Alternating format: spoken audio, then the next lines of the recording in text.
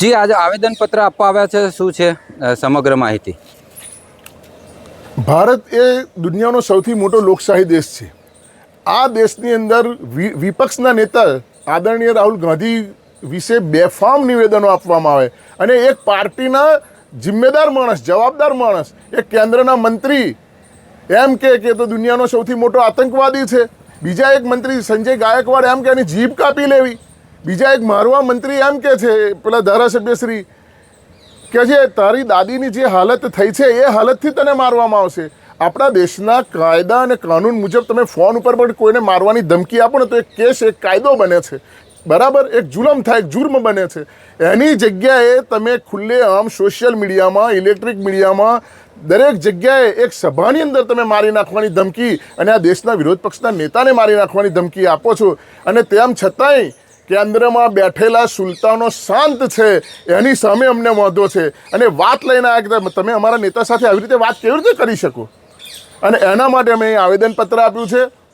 જિલ્લાના તાલુકાના પ્રમુખ શ્રી, મહુધા તાલુકાના પ્રમુખ શ્રી વિજયભાઈના નેતૃત્વમાં અમે આજે અહીં પોલીસ સ્ટેશનમાં અને કહ્યું છે કે ફરિયાદ નહોતું, એમની સામે FRI કરો. આ તમારા વિસ્તારમાં પણ આ થયું છે.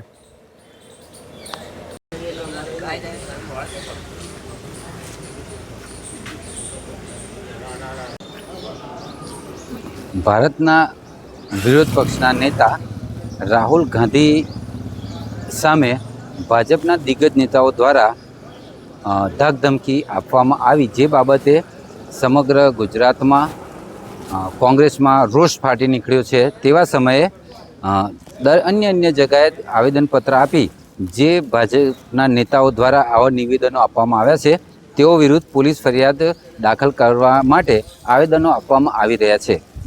ત્યારે આજે મહુધાના કોંગ્રેસી નેતાઓ દ્વારા મહુધા પોલીસ સ્ટેશને જે ભાજપના નેતાઓએ રાહુલ ગાંધીના વિરુદ્ધ જે ટિપ્પણી કરી છે અને જે વાક્યો ઉચ્ચાર્યા છે તેને લઈને રોષ જોવા મળ્યો હતો. અને કોંગ્રેસના પૂર્વ ધારાસભ્ય નટવરસિંહ ઠાકોર અને કોંગ્રેસના કાર્યકરો દ્વારા આજે મહુધા પોલીસ સ્ટેશનમાં તેઓને વિરુદ્ધ આવેદન આપી અને પોલીસ ફરિયાદ નોંધવા માટે જણાવવામાં આવ્યું છે.